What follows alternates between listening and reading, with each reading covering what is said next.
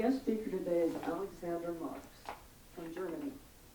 First came to New Mexico in 2015 as an exchange student with the University of Heidelberg, Germany, and the University of New Mexico in Albuquerque. He spent 3 semesters at UNM working on his undergraduate degree in American Studies, during which he fell in love with New Mexico. Oh, that's great to hear. And the Southwest. In 2017, Alexander came back to UNM as a graduate student in geography.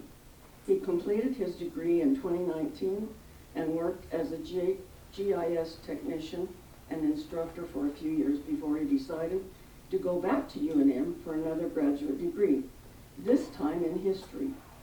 Alexander focused his degree on the history of the U.S. West, Southwest, and on the Germans in New Mexico.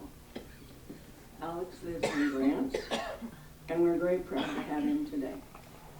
Alex,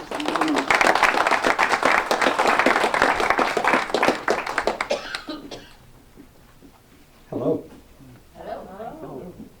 This is a first for me. 2 microphones. So yeah, thank you, Johnny. Thank you, Cibola County Historical Society, for having me today. And I hope I can make this worth your time. I thank you all very much for being here on a Saturday afternoon. My talk's about the German footprint in New Mexico and Cibola County. And I have 1 hour from now. So, and it's about half about German history in New Mexico, and then the second half is about German history of Cibola County. So I'm kind of going back and forth a little bit, but that's kind of the topic today. Joni told my backstory, why I'm here, why I'm still here as a German. Yeah, I love New Mexico, and I went to school for several years, and I've been all over the state, and it's just very, very lovely. So my talk is an overview. It's impossible within an hour to talk about the entire history of Germans in New Mexico. And there's much more to do. There's much more to research, to read, to talk about in terms of Germans around this area. And I would be very happy to give this talk again elsewhere, or give another talk with a bit of more detailed focus on a specific family or locality. But today I just can't cover it all. And I'm sure you all have some history of Germans in your mind. And I'd be happy to hear your stories after my talk, or receive your questions about some things I've been doing over the past 11 years almost. So let me ask you a question. Who in here is from Germany, born and raised? Ah, ich habe mich schon gefreut. Anyone perhaps have a German family member, spouse, in-law, anything like this? Fantastic. Anyone know anyone who is German, who is from Germany, a friend, co-worker, neighbor, community member? Yeah, that's really great. Yeah, I'd love to hear about your stories after my talk. Okay, part 1, Germans in New Mexico. So these first few slides are kind of the broader narrative of this history. And Germans kind of made their path from immigrants to merchants. They became soldiers or officers, they were farmers, city builders, and scientists. And we'll meet one for each of these groups today, and then look at 2 in a bit more detail for Cibola County. There's generally 2 chapters you can talk about. The first one is kind of the pioneers and professionals chapter from the 1840s until around 1900. Those were the early traders who came either around the Mexican-American War or just shortly after. You have the US military, of course, and then a variety of scientists. The second chapter is more about homesteaders and town builders, and we'll see some of those today as well. And that's the later 19th century, so the 1880s until the 1920s and a little further on. And this covers agricultural colonies and then railroad era growth, because we know that the railroad came through here the 1880s about. So what is a German? What is German? kind of hard to define if you're looking at the 19th century, at least the first 70 years or so. So historically, the term German encompassed people from dozens of German-speaking states pre-1871. Because in 1871, Bismarck unified Germany, or what became Germany, kind of, how it is today, a little bigger. And in this map, you can see the Deutsche Bund. And you can see there's dozens or even hundreds of little small principalities, dukedoms, princedoms, little counties that are governed by some prince. You can see Prussia on there in blue. You can see Austria on there in this kind of like brownish yellow. But there are many more German speakers or ethnic Germans that came from areas that's now Poland or Hungary, even Russia, the Volga Germans. And then you see Switzerland, France, so Alsace-Lorraine. I had many, many ethnically German folks. And then you can go down to Italy if you want, like the Tyrolean Alps, many German speakers there as well. So a huge area, lots of people from an area that was not called Germany before 1871. But whenever I say German today, it's these German-speaking people, ethnically German folks that came to the US. You had both Jewish and Christian Germans, or non-religious Germans. In the middle of the century, you had the revolution of 1848. A lot of academics, intellectuals tried to get away from Germany. So a lot of them went to the US to really practice their craft and practice religion as they saw fit. Germans, when they came to the US and to New Mexico, saw themselves ethnically German at first, and then they were like, oh yeah, we're also Jewish or Christian or Catholic or Lutherans or whatever it is. And then in my presentation I have plenty of these like triangular markers, and those are kind of little theses. I would love to get my PhD eventually and research some more in detail about the Germans around this area, and then potentially publish about it in both languages. And a lot of my work, my research has been based around Thomas Jahn's writings. He used to work for UNM, and he also was a curator at the museum in Santa Fe, I think, the Palace of the Governors. And he wrote a dissertation and then 2 books, I think, about Germans in New Mexico. And he categorizes German speakers in territorial New Mexico, so pre-1912, not as a monolithic group, not as one group that's all the same, but as distinct micro-societies, so smaller parts of this larger German group. You had Jewish merchants, you had Catholic intellectuals and soldiers, you had Lutheran homesteaders. Their experiences were all a little bit different, depending on what micro-society they fell into, whether religious or based on their profession or their cultural background. Another key distinction, unlike the Midwest or Texas, New Mexico saw much fewer mass agricultural settlements of Germans. The German presence here was more urban, so more in the cities or developing cities, more professional and more entrepreneurial. Germans here in New Mexico assimilated more into the local society. They married into local families, at first more Hispanic families, later on more Anglo families, versus the Germans in Texas, who created their own distinctly German towns, German architecture, German beer gardens, German everything, with their own schools, newspapers, churches, clubs. These existed to an extent in New Mexico, but it was not, by far not as much as in Texas. In Texas, that's kind of the triangle, Fredericksburg, New Braunfels, into the hill country. And that's a whole other topic I could talk about. Germans have come to the New World, in quotation marks, since the beginning of European colonization. They came with the Spanish as Franciscans or Jesuit missionaries, so they came from the south. They also came with other European settlers who came to the eastern seaboard. That's mainly like Middle Europe, so like the Dutch, the English, Spanish, the Portuguese. They also came from this side, yeah. The Spanish had a colony on the East Coast as well. Yeah, but Germans also came as indentured servants, so they had to work for a certain number of years before they got their freedom and could move westward. They also came as mercenaries. You guys may have heard of the Hessians in the Revolutionary War. Those were German mercenaries who fought for the British But then they either deserted or stuck around for some reasons and then settled on the East Coast, and perhaps some of their descendants moved further west at some point. But also Hessians was kind of a catch-all term for any German mercenary. The Hessians from the county or the princedom of Hesse were the largest group. Then there were plenty others. Pick and choose from this map and you'll find some Germans that came to fight in the Revolutionary Wars. Okay, the first wave of Germans who came over here was on the Santa Fe Trail. And we know that the Santa Fe Trail has been around since the 1820s, since Mexico became an independent nation, and open trade with the US. Spain was a bit more cagey, a bit more strict about trading. In my thesis here, you see the brackets again. Germans were pivotal in linking New Mexico to the US market economy.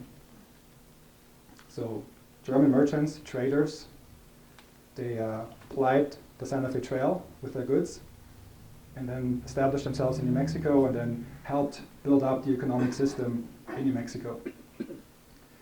Some key figures and firms here were the Spiegelberg brothers. They were Jews from Prussia, so the northeastern part of what became Germany, that big blue bubble. They arrived with the US Army. They founded the Spiegelberg Bros, or Brothers, I guess, in Santa Fe in 1846.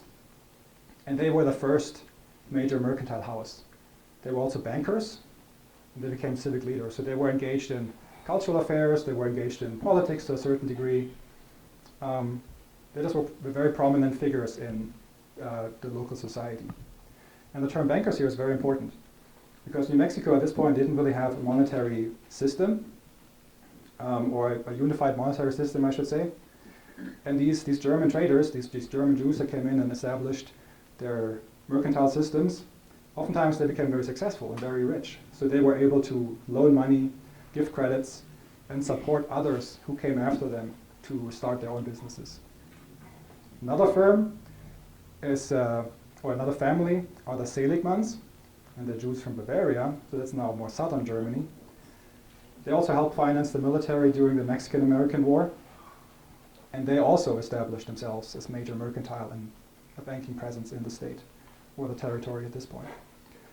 So the role I already mentioned, they provided capital, they imported and exported manufactured goods, but they also exported wool, precious metals. So all these fall under the term mercantile firms, this whole export-import, and they were controlling the whole supply chain. It was very vertical. Another distinction here, Germans in Texas in the 1830s and 40s were organized entirely differently. You may have heard of the Mainzer Adelsverein. It is the Society for the Protection of German Immigrants in Texas. So there were these 12 princes, I believe, in Germany, and they, sight unseen, bought some land in Texas, because the land there was free for the taking. There was no one else there. So they bought this land, and then their vision was to send thousands of Germans over there to settle and become farmers and have these agricultural societies. Because Germany, as you saw on the previous map, was very fractured. Nobody could own land. The land was owned by the nobility, the great landowners. So the small farmers, they were very confined, very unhappy with the situation. So hearing about this new land, this new world, made them very excited, because they said, yeah, we can have this land and do our own thing. No one controls us. It's absolute freedom. So at first, Mainz Adelsverein was very successful. A lot of Germans came over, but then they were struggling with the unknown environment, Native Americans, distance. There was no infrastructure, nothing. It was all upon them. So that collapsed at some point. But just to mention this and compare this with the situation in New Mexico. Germans came with the US Army. They came as soldiers, as officers, but also as cartographers and engineers. Many of them served in the Mexican War directly, or they stuck around and served with the military post-1848, after the US had taken over the northern half of Mexico. The scientific contributions of Germans here were, you had German-trained engineers, topographers, map makers. They were crucial in surveying the land, the new territory, mapping resources. So that meant mapping waterways, mapping all kinds of mineral resources, timber, any of this, and designing fortifications. And one very prominent feature here is Fort Union near Las Vegas, New Mexico. It was the biggest and busiest fort in New Mexico, and it became the center for German immigration to New Mexico. And if you've been there, you recognize these structures. At the top here is just a few ruins, and then at the bottom is kind of an aerial view of the Star Fort and the layout of the barracks and officers' housing and all that. It's really interesting. A few examples here again. We have a Captain John Pope of German descent. So he may have been Johannes Papst, something like this. He led early surveys for artesian water wells in the Llano Estacado. So that's not quite our area, but it's eastern New Mexico and into Texas. Then we have a man named Frederick Adolf Wislicenus. He was a soldier with the Army of the West, and that's the army that came down here under General Kearny. He came through Santa Fe and later went on to fight in New Mexico. And he wrote Denkschrift über eine Reise nach Nordmexiko, verbunden mit der Expedition des Obersten Doniphan in den Jahren 1846 und 1847.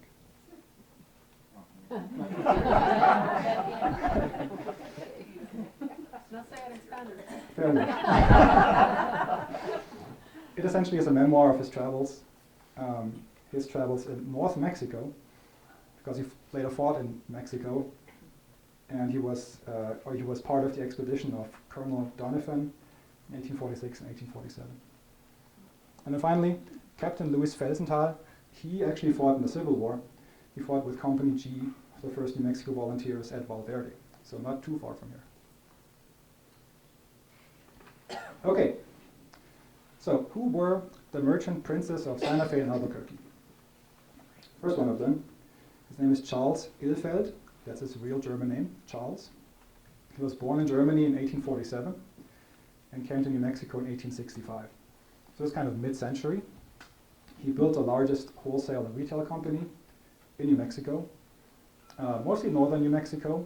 So you can see here Santa Fe Towers, Las Vegas.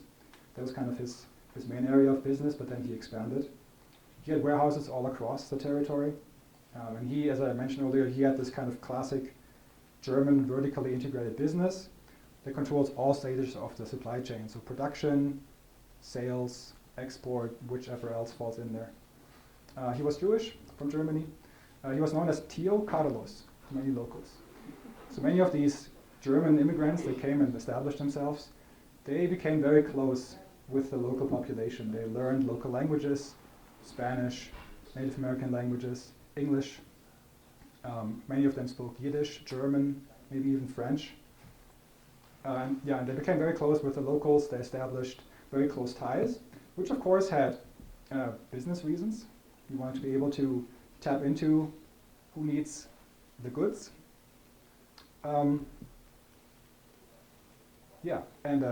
There's a town named Ilfeld. If you drive between Santa Fe and Las Vegas, it's a very small stop on the road, essentially.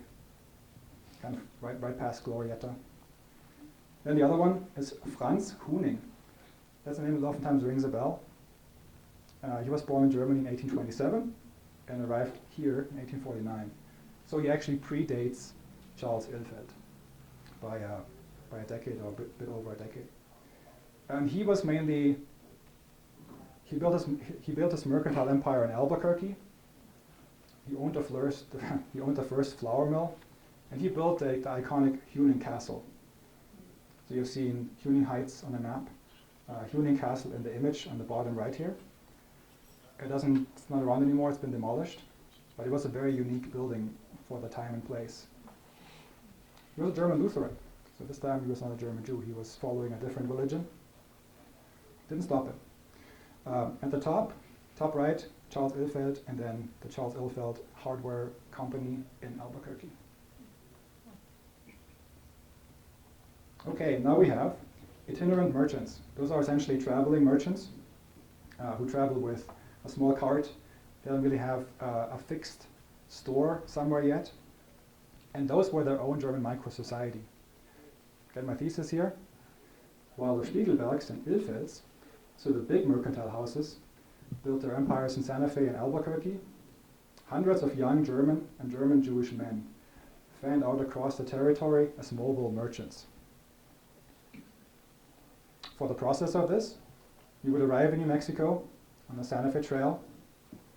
Often you would have connections to a larger mercantile house. You would have a connection with the Ilfels, the Spiegelbergs, the Seligmans, the Hunings, anyone who has come before you, and you speak the same language. So it's pretty easy to communicate and set up those business structures. You would start as a drummer or a traveling salesman, a pack peddler, carrying goods on burros or wagons. You would establish trade relationships with Hispanic villages, but also Native American pueblos. And we'll see in a bit why that's important. Often learning local languages and customs. And then they would use their profits to open small fixed trading posts, so they would go from itinerant to more sedentary. And then they would help in developing the area. They would bring trade in, they would bring kind of a structure to an area, and then they would also become crucial in linking the supply chains. So from the Santa Fe Trail into New Mexico and then fanning out from the hubs, so to speak. Now you may ask yourself, there's so many Germans around that built these empires. Wasn't there tons of competition? Not as much. It was very light. Some specialized in specific goods and services, so they wouldn't interfere with each other. But mostly they collaborated and supported each other, because thousands of miles away from your home in this foreign land with unknown topography and landscapes, they helped each other. And they lent each other money, gave credits, traded with each other, but it was pretty peaceful. Okay, some academics and scientific contributions of Germans or German-born, German-speaking German. One of them is Adolf Bandelier, born in what became Switzerland in 1840. And he was hired by the Archaeological Institute of America. His most famous work is called The Delight Makers. And it is about his work in the 1880s at Frijoles Canyon, which is now Bandelier National Monument, just been named after him in his honor. He worked a lot with Pueblo communities and other places that later became national landmarks, national parks around the area, not just in Mexico, also in Arizona. And he laid the groundwork for more modern Southwestern anthropology, archaeology, ethnography, and history. So he is the most famous one here because his name is still in the landscape, essentially, on the maps.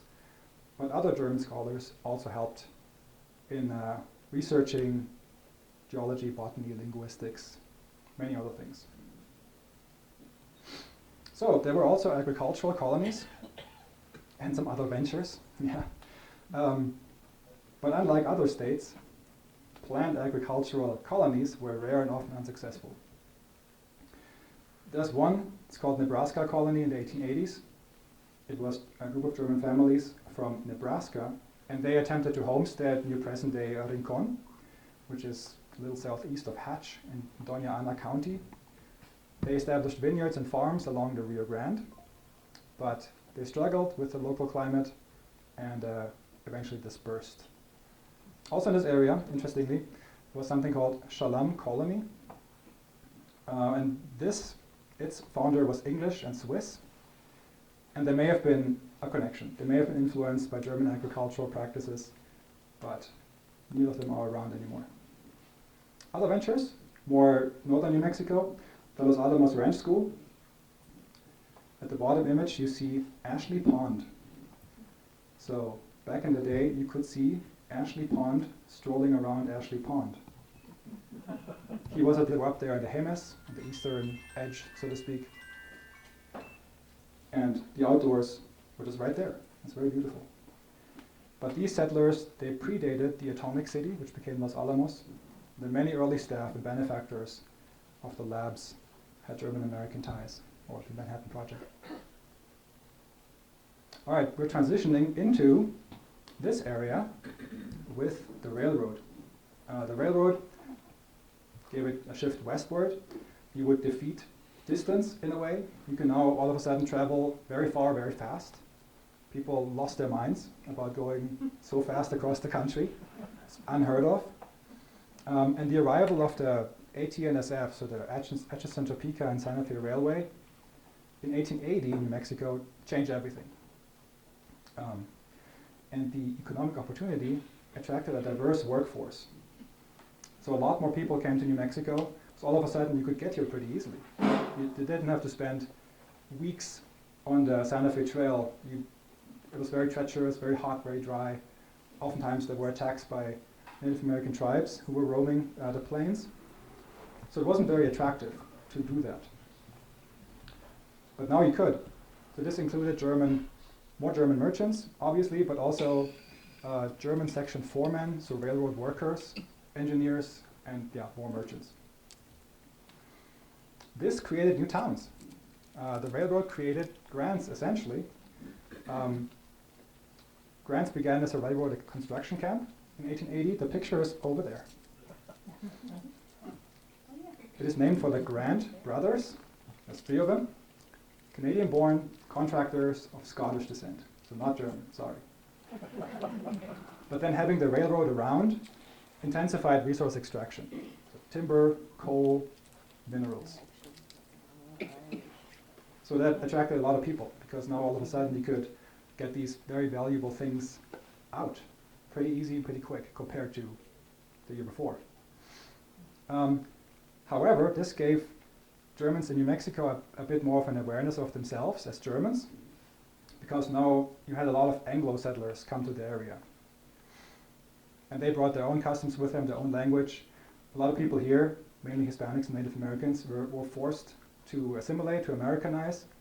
And the Germans didn't like that either, because they had become part of the local society. So when the railroad came around here, and more Anglos came to the area, Germans started to display their Germanness a lot more. So they started to establish schools again. They started to speak German in public again. They created German newspapers. They formed German churches out of their house. Yeah. But still many more Germans came. New waves of German immigrants came over here as merchants, as I mentioned, engineers, but also skilled laborers. Germany has a very, good, very well-established guild system. People are artisans, so they're makers of things, essentially. They're very skilled, very highly educated. And the railroad brought these folks to New Mexico. And then they helped build up the territory a lot more. They became entrepreneurs in the extractive industries, and then setting their stage for the role in Cibola County, which we'll see now. So, we're moving into west central New Mexico, which is Cibola County, Acoma Laguna region, and Grants. The 2 maps I put, the top one in red, you can see the Spanish colonial route, and then down below is the railroad. So you can see they followed very similar routes across the plains and then into New Mexico and then going over to California and further west or further south. If I had put another image of Route 66, they would follow a very similar road as well. Around here we have ancient Pueblo lands, Sky City, Laguna. It's very beautiful, very rich in culture and history. But we also have vast mineral deposits.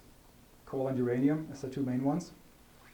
We have agricultural potential in the San Jose River Valley, which is right where we are here in Grants. And then later on in my presentations, I'll talk about some 20th century shifts around war, uranium, and then the German legacy. So the early encounters here were fairly limited. Before the railroad, the German presence around Cibola County or Grants, or what became Grants, was fairly small, almost non-existent. The earliest were these individual itinerant German traders that I've already mentioned. They were supplying the Pueblos and the Hispanic villages, who were small and few at the time. But some German-born, or ethnically German, Indian agents also served at the Pueblo Indian Agency, which had jurisdiction over Acoma and Laguna. So it was kind of in their mind that there's more going west from Santa Fe and Albuquerque. So first interactions, or the initial interactions with Acoma and Laguna, were primarily economic. We've just learned that There was a bunch of merchants coming out here, professional and not social or cultural integration at first. Germans worked as mine managers, BIA employees, school teachers, or medical professionals if they interacted with Pueblo members. So this dynamic, on one side, it's very good. You're providing these services for folks who live in these very rural areas out here. But oftentimes there were power imbalances in these relationships, employer and employee. You would hire Native Americans or Hispanic folk to work in your store or to transport your goods. Oftentimes there was a bit of a power imbalance. A federal agent versus tribal member is another one of those. But we also have instances of individual respect, long-term acquaintance, and more. Now, one of the families I want to talk about in much detail today is the Bibo family. So it's Bibo, not Bibo, which I've heard before. And the Bibos, they went from itinerant merchants to Acoma governors. So that's quite a career. Their origins are in Germany. The Bibo brothers, there were 7 of them. Let's see, Emil, Simon, Nathan, or Nathan, Solomon, Ben, and there were 2 more. They all came to the US. And they all went to New Mexico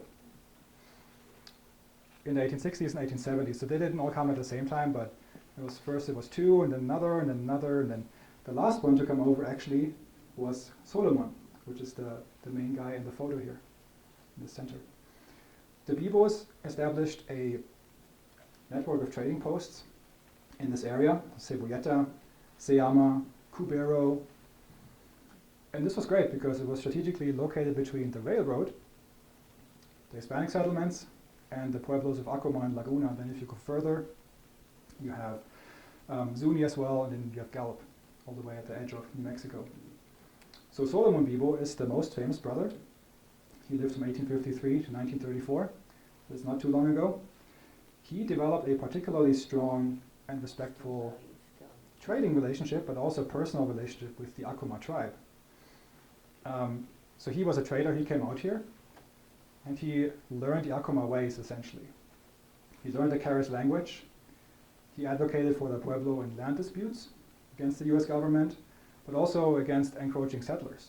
So the Laguna Reservation, as it sits now, is still very rich in timber and minerals, and he was really helping them to retain their rights. Then in 1885, he married Juana Valle, and she was an Acoma woman and granddaughter of the then governor of the Pueblo. And they married in both civil and traditional Acoma ceremonies. So they married in the Jewish way, and they married in the Acoma way. And then, going from there, he was elected governor of Acoma Pueblo in 1888, 89, 97. And that's very unique and unprecedented, and has never happened since. Hasn't happened before either. But it reflects the deep trust he had earned with the tribe. And as in his role as governor of Acoma, he negotiated leases for the Pueblo's land and resources just to really lock that in, so it can't be taken away anymore. Yeah, and the Solomon Bibo story represents the most profound level of integration and cross-cultural bridge building between the German immigrant and this land and the people here. It's very fascinating. The Bibos left a rich history. I could see some of you nod when I said Bibos. So they're very well known. That name is around. They had a trading post at Seama and Cubero, and those were institutions in the Acoma and Laguna area for decades. So all the trade went through there, all the hot tea went through there, lots of social interactions happened there. It was just a central hub for the community. And then, Solomon's marriage with Juana and his governance as governor created a very unique familial link between the German Jewish merchant community and Acoma's leadership. It became very close. And this may actually be a historical precedent for what happened in the 20th century, interactions of German mining engineers, professionals, and how they interacted with Pueblos and the Navajo Nation. The Bibos after Solomon, him and Juana had several children. They were raised bridging both worlds. They were raised in the Acoma ways, but also in the Jewish ways. And then Solomon and Juana eventually moved to San Francisco. But they maintained close ties with New Mexico, because Solomon's brothers were here. His children, for the most part, stayed around here. And he had this very, very close familial relationship with the tribe and the land. The Bibo trading post remained a landmark for generations. And you can actually see it here in the picture. The family story is a critical piece of both Jewish and Western history and Acoma Pueblo history. And their story challenges simple narratives of cultural separation. So it wasn't just German Jews, Anglos, Hispanics, and natives who were doing their own thing. It's all connected in many, many ways. Nowadays on the map there's the village of Bibo, kind of north of the Laguna Reservation, and Bibo Bar is still there. I don't know if it's open. I went Tuesday. Oh, great. Actually, the photo is Bibo Bar of the trading post. And then we have someone called Arthur Gustav R.T. Bibo. And he was the son of Emil Bibo, so one of the Bibo brothers. And that's him on his horse.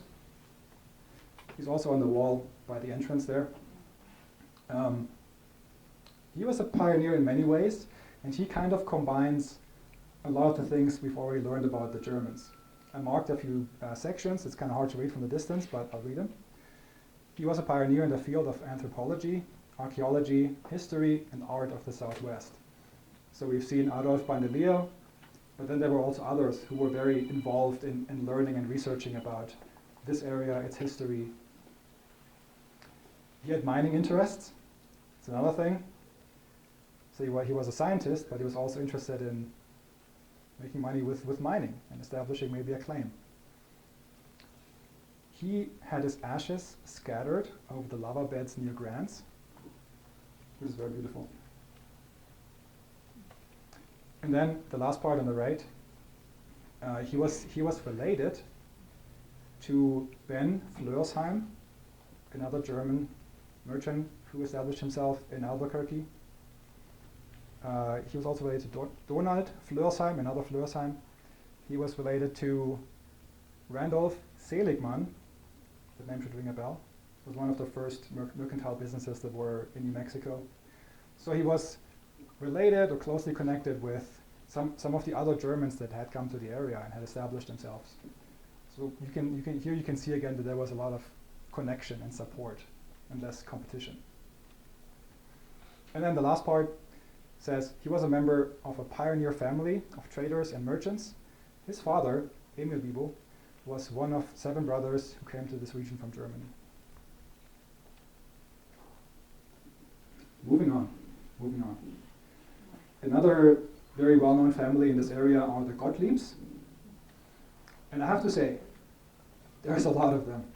So they have a very tangled kind of family history. So initially there were, I think, 3 or 4 brothers, but then there's lots of cousins, Gottliebs in other parts of the US, lots of children and offspring and relations through marriage. But this one, Morris Gottlieb, is the one I could find the most, kind of about his journey to New Mexico and then how he established himself here. He was also Jewish. He was born in 1883 in Wöllstein, in Germany. He came to the US in 1904. He arrived at Ellis Island, which back then was the big immigration gateway. And he came on a ship from Bremen on Kaiser Wilhelm der Große. 1904, the German Kaiser was in power, so a lot of stuff was named after him. So was the ship. His path to New Mexico went over Arkansas, Pine Bluff. He was working with his cousin Max Gottlieb, in his jewelry store. Later, Morris went to Texas, but he got very sick. He contracted tuberculosis. However, following the medical advice of the era, he was told to move to New Mexico because it's dry here. It'll dry out your lungs, you'll be fine. He went to Gallup in Albuquerque. He lived in Gallup for a bit, 1920. He owned his own jewelry store, but his tuberculosis worsened. Moved to Albuquerque, went to a sanitarium, was given 6 months to live. There's a little story to tell, or a little saying, I guess, and it goes, you can tell a German, but you can't tell him much. We tend to be pretty stubborn. So Morris defied the prognosis. He left the sanitarium and he opened Gottlieb Jewelry Store on Central Avenue in Albuquerque. Opened his own store. His health improved, and he continued in this business until 1947. Now, connecting him to this area, he lived at the Laguna Reservation for a while, for a few years. He had a trading post there. He ran it with another person. But then the Cubero trading post and the Via de Cubero. Morris Gottlieb is usually cited as the developer and owner of the Via de Cubero. And we all know it used to be a gas station, a motel, restaurant, that kind of thing. It's still there. Or the building, I think, is still there. And then Morris and his brother Sidney Gottlieb operated the Cubero trading post. And then later, he was a member of the Temple Albert and the Masonic Lodge, and he passed away in 1961 in Albuquerque. He's buried there, Sunset Memorial Park, and here is his headstone. More Gottliebs. And as I mentioned, there were many of them. Julius Gottlieb was a brother of Morris, born a year before him, in Alsenz, Germany, which is very close to Wöllstein. They're both maybe a town over in Germany. They were brothers, and Julius married Anna Maria Frey and came to New Mexico. He died in Cubero in 1944, but they had a few children. So these names now may actually ring a bell with a lot of you guys. Erna Gottlieb, Lily Gottlieb, and Kurt Gottlieb. I used to work for the Laguna Reservation as a GIS technician, and they would always ask me about the Gottliebs, if I know anything about them, because I had interacted with them quite a bit. So Kurt was born in 1924 in Cubero. He married Gloria Maria Gonzalez. And they had 4 children, 4 more names that may ring familiar. Kevin, Sharon, Nona, and Keith. Don't know if they all kept the name Gottlieb. If they did, maybe you've heard of them. Maybe you met them. And then Kurt Gottlieb died in 1992, so it's just a little over 30 years ago. Cubero is buried there with Gloria. And you can again see the headstone. Another Gottlieb is Robert, who was a fellow Cubero resident. He married Naomi Ruth Sanchez, and they ran a cattle ranch around here, New Grants. They raised 3 daughters, and Naomi's obituary, so Robert's wife's obituary, states that Robert had passed away and is buried in the Grants Memorial Park Cemetery. So you could just go over there after this and look at that stuff if you're curious. And then, finally, the Gottlieb Cubero trading post. It was built by the Vivo family, later owned by the Seligman family, and then eventually purchased by Sidney Gottlieb. You see how this goes from very early, late 19th century, early 20th century. And they were all Jewish German merchant families. And then the store was run and operated by Sidney Gottlieb, but also by Kurt and Hans Jakob Gottlieb. And both Kurt and Hans Jakob Gottlieb had served in World War II. I think they were both in the Pacific, though. They didn't have to fight the fellow Germans. Okay, now we're in the 20th century. We're kind of swinging back a little bit more to German history of New Mexico more generally. But we'll come back to Grants, don't worry. You can see in the photo, it's a World War I anti-German propaganda poster. Destroy this mad brute and list. You can see, is it a chimpanzee? He's wearing a Pickelhaube. You can see with the pointy head that says militarism. He's wearing the typical mustache. His club says Kultur, it's the German culture. And you can see he has crossed the ocean. You can see Europe in the background is all bombed out and destroyed. And he's now on American soil. Come to ravage American women, take over the land, and force his Kultur. So How did we get there? There was a catalyst, or the catalysts, plural, I should have said there. Between 1914 and 1917, German Americans were kind of ambivalent towards the war. Some were pro-Kaiser, some were against. But US neutrality shifted over those years.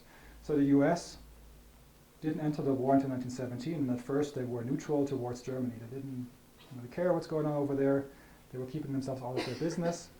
Isolationism is the term here. But then in 1915, German U-boats sank the Lusitania, which was a British merchant ship, but it was also carrying armaments, and there were some US citizens on there, so they were killed. And that really turned public opinion against Germany. The last straw came in 1917, the Zimmermann telegram. That is that document from that era that's very critical. Germany offers Mexico a return of New Mexico, Texas, Arizona, and parts of California if they join the war on Germany's side. So this made the war very personal for New Mexicans. What happened then? There was a national assault on Germanness. So moral panic at first. Germans transformed from these respected immigrants to the dangerous internal enemy, the spy. There was the Espionage Act in 1917, suppressed dissent, targeted Germans, German communities. And this led to a lot of cultural erasure. German language was banned from schools nationwide. Music by Beethoven, Bach, Mozart, banned from public performance. Hamburger, Hamburg's in Germany, became Liberty Sandwich. Sauerkraut became Liberty Cabbage. And Germans experienced violence, tarring, feathering, and attacks on their businesses. Okay, what happened in New Mexico? Thomas Jahn, here's Thomas Jahn again, one of my main sources. For him, World War I marked the end of an era for German speakers in the Southwest. And he looks at the time window from 1850 to 1920, so just shortly after the First World War. The Zimmermann telegram had a very unique impact and kind of posed a direct threat to the state's existence, at least its existence as part of the US. But over 16,000 New Mexicans enlisted to fight against Germany. Germans experienced a lot of economic and social pressure as a result of the US turning against Germany. So German merchants, like the Ilfels, the Spiegelbergs, faced intense scrutiny. German became the language of suspicion because nobody knew what we were talking about. You could plot out in the public, in the open, nobody would know. A lot of multiculturalism was lost. So much more now of the era's German, Hispanic, and Anglo coexistence gave way to forced Americanization. So we saw some of this when the railroad came around, but much more happened in the First World War. There was a lot more forced Americanization. You had to be part of this nation and fight the evil. Consequences.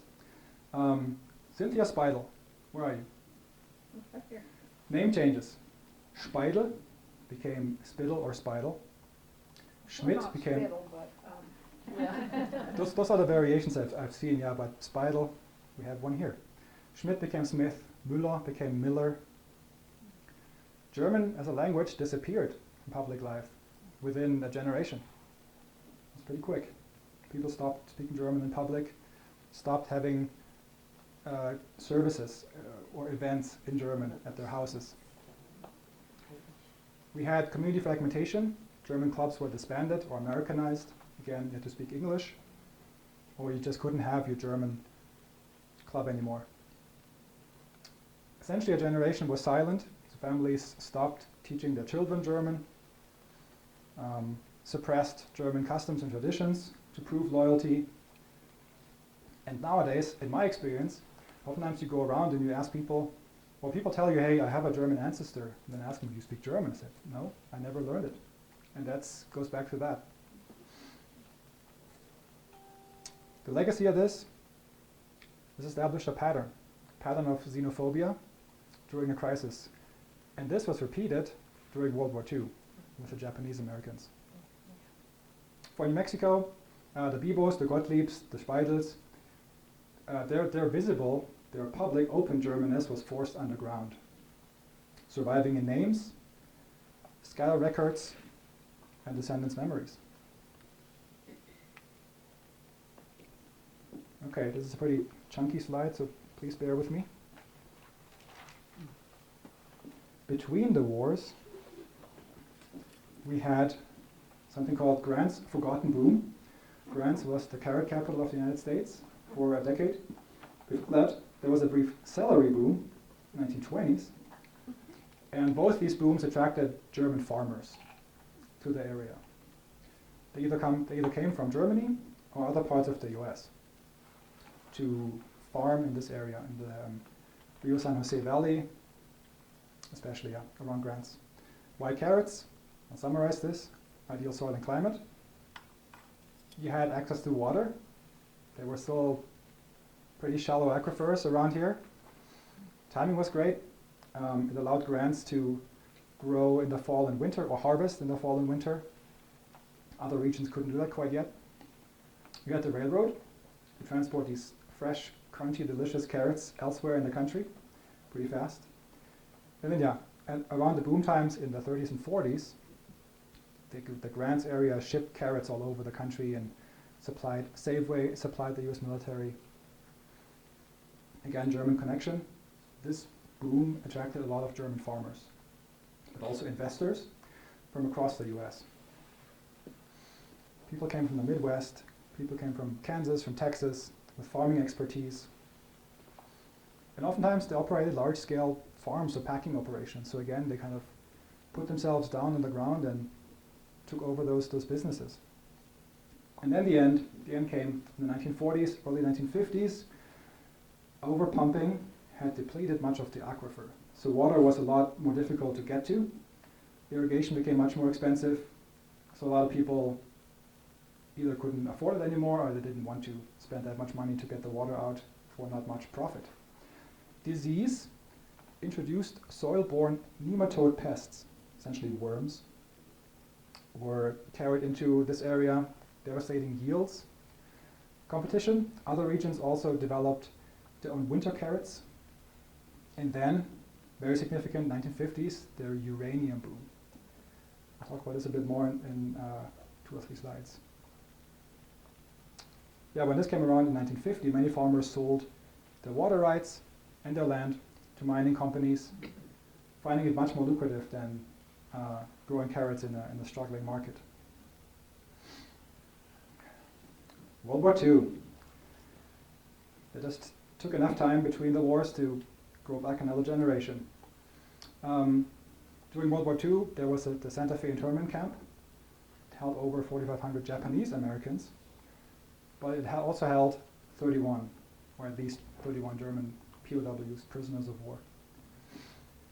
So this camp was in Santa Fe, but its existence, its pure existence as an internment camp for prisoners of war, really heightened the efforts of the FBI, Border Patrol, and it heightened the sense of the enemy alien.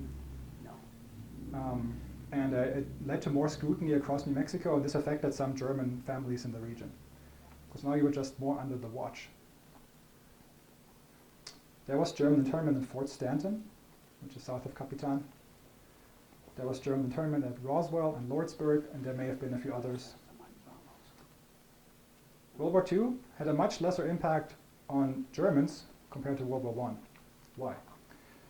Because during World War I, as we have just learned, Germans had already been forced to abandon their traditions, their language, their customs, so they were very much integrated, much more than they used to be before World War I. And now, as we've seen, the focus fell a lot more on the Japanese Americans because they were less integrated. They were more openly foreign in the public eye and under scrutiny. At the bottom here, you can see the Santa Fe internment camp from this very beautiful panorama. And at the top, actually, you can see some German prisoners And you can tell they're German, because they're wearing knickerbockers, they're wearing their typical shorts, their haircuts, that are becoming very popular again these days. And you can see I brought my lederhosen. It's almost like I'm sitting here, but I'm actually standing here. So lederhosen, I don't know if you guys know this, but they used to be work pants. People would wear them in the fields, in the mountains. They would wear them to mountaineer. And if you've worn these things, if it gets hot and you sweat, they become like a second skin. So it's not very comfortable to wear when it's hot out. But they're a great cultural item that I own and wear a few times a year for different events. Oh yeah, another big slide. World War II was over, and then grants went into something called, it was in the coal mining era. There's some specific name for it. We had the uranium boom, which brought a lot of German technical elite. So at first the coal mines, which were around since the 1880s or before that into the 1950s, they attracted a lot of Germans. They were major employers like the Weaver coal mine outside Gallup, which is the top photo here. The Juan Basin coal fields were the largest coal basin in Mexico. Numerous coal companies were formed. Gallup Coal Company, Aztec Coal, Black Diamond Coal. These names are still in the landscape and people's minds today. German and Austrian immigrants with mining experience from Europe found skilled work here as mine foremen, superintendents, workers, machinists, all kinds of stuff. Germany was doing really great in mining. There's the Erzgebirge, the Ore Mountains, kind of eastern Germany. But also southern Germany is right next to the Alps. I don't know if there's much mining in the Alps. But Germans were definitely skilled laborers, mountaineers, and they became very skilled in working in mines. And this established a pattern of German technical expertise in the local extractive industries. And then, 1950, discovery of uranium near Haystack Butte. Paddy Martinez, who was a Navajo prospector and sheep herder, he found the yellow rock, and it triggered a massive boom, and Grants became the uranium capital of the world. So we had just had the Second World War, the bombings of Hiroshima and Nagasaki, so uranium was used in weapons manufacturing, but you also had the 1950s, you had Atoms for Peace under Eisenhower, uranium was used a lot in generating electricity as well. So uranium was the big deal. And this again attracted major corporations. The most known one here probably is Anaconda, Phillips. And they recruited highly skilled geologists, metallurgists, mining engineers from around the world. So this is not just Germans. But many came from Germany and Austria with advanced training, and many had already gotten their feet wet in the coal mines. So they were already experienced in working in the mines, working the machinery, and working the structures and the infrastructure. And then, you had German miners, the Grants Rotary Club, hang out there, Elks Lodge. Santa Teresa of Avila, the church, the Catholic church in town, it's called the Mine Managers Church, so I guess a lot of Germans went there. And German mine workers, foremen, had their gatherings in private homes, featuring German traditions, Christmas, church services, the like. Sadly, or I don't know, it's a bit sad, but there was a bust. The uranium market collapsed in the early 1980s. There was a crash in demand. Massive oversupply. Uranium was now coming from all over the world. I think Australia is actually very huge in extracting uranium as well. And Grants and the region suffered severe economic depression, lots of abandoned industrial areas, buildings. You can still see it, Grants Main Street. But then the German engineers, geologists, the scientists, they were highly mobile. They weren't necessarily locked into this place. So they largely left for jobs elsewhere, went to Canada or Australia, other places where they could apply their mining expertise. And they left behind a complex legacy. So you had economic prosperity, and then you had a bust. You had lasting environmental challenges of mine remediation, mill tailing cleanup, particularly at Laguna, the Jackpot mine. Still an issue with the surrounding Laguna villages. and the Navajo Nation. All right, we're coming to the end, not quite yet. Vestiges and heritage, what remains today? What remains? What remains of the Germans in this area? So we find German surnames in phone books, in historical records. Speidel, Schmidt, Meyer, Miller, Schneider. Sometimes spelling was slightly changed. Place and street names. I picked 2 photos here from Albuquerque. You have Unser Boulevard, the Unser family, or the Unser person who Unser Boulevard is named after was a Swiss race car driver. And then you have Huning Heights, and that's named after Franz Huning, and you can see it was established in 1880, so he was still around. Architecture, you can see the German footprint here. Mid-century modern homes were built. Some were built here in Grants, Hillcrest neighborhood. I think that's up there somewhere, up here. Family stories. Many local families in Cibola County have a parent or grandparent who was a German uranium specialist or other specialized professional. Or as we've checked in the beginning, anyone knows someone who's German or from Germany or has experience with Germans. And then the Grants Mining Museum holds tons of archives and photographs, oral histories. This museum does too, referencing German-American employees, but also the German-American footprint and the history in this area. To conclude, I identify 2 phases of German influence in New Mexico and then in Cibola. Phase 1, statewide, was mercantile and academic. So we've seen plenty of this today.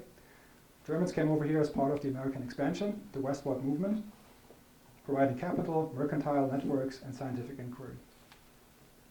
Phase 1A, phase 1 has a second part, is the merchant peddler network. That's kind of a sub-layer of phase 1. Those are particularly German Jewish, who were mobile merchants first, and then went into every corner of the territory and established economic relationships, but also profoundly personal connections, as we've seen with the Bibos. And then phase 2 is technical and industrial. So that's driven by the railroad and mining. And this is more the transient but critical skilled professional class. We've seen the German miners who move on. After the mines are depleted, they go elsewhere. Yeah, this phase 2 is tied to these industrial cycles, boom and bust, but also environmental stewardship and all the challenges it brings. So I mentioned I would love to get my PhD in this subject at some point. And throughout this presentation, you've seen my little bracketed thesis statements.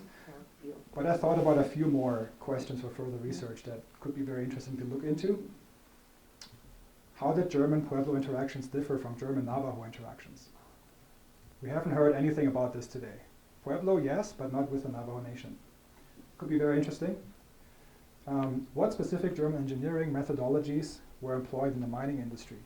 Which mining methods came from Germany and then more successfully applied over here? Is there a discernible German political or civic leadership pattern in present-day New Mexico?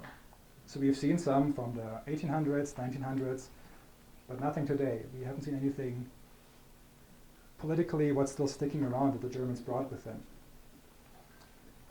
Next one, how did World War II impact the identity of German families in this region? And what is the German legacy in this region based on the war and the military? That's kind of something you could research from 1939 until today. One of the photos I put here is the Deutsche Schule in Alamogordo, the German school in Alamogordo, which I think is closed now. But a lot of German families have come over here with the military. German pilots train over here, or used to train over here. And oftentimes they brought their families. And then they wanted to send their kids to a school, and they were like, yeah, let's just make this German school. And if you go down there, Las Cruces, Alamogordo, there's a lot of families with German history. It's very interesting.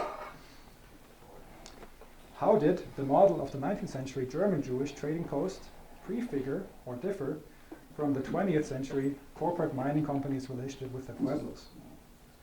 So kind of comparing and contrasting the trading post, the merchants, with 20th century miners, how they interacted with the Pueblos. And then lastly, what was the specific demographic and economic impact of the German-descended farmers during the Grant's carrot capital area, if any? I mean, that would be an interesting research question, but if the answer is there wasn't much, then that's just it. But I think that's a very interesting question as well. Okay, to my sources, we're almost done. Sources, I used a ton of archives. I'm not going to talk about each of them. That'd take another 2 hours. I used a bunch of archives from the Pueblos, some state records, piles of the governors, some UNM stuff. And you can see at the bottom, Franz Huning.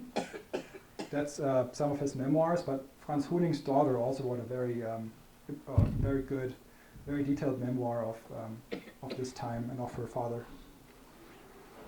I used Thomas Jahn quite a bit. So if you want to read a really good book about Germans in the Southwest, it is called Germans in the Southwest. And I also used Henry Tobias's The Jews of New Mexico quite a bit. And then there's plenty more oral history that's been written down, a few other archives I put on here. At the bottom is Licinus in seine Denkschrift. Thank you very much for coming out today. As I mentioned, I run my own small business, and you can find my contact information on the right here. I'll leave this up for a few minutes. I do a variety of things. I teach German. I provide German services like translations. I also make my own trail mix. I'm a drone pilot, so there's a lot going on. Look at my website, and if you have questions, now is the best time for it. Thank you.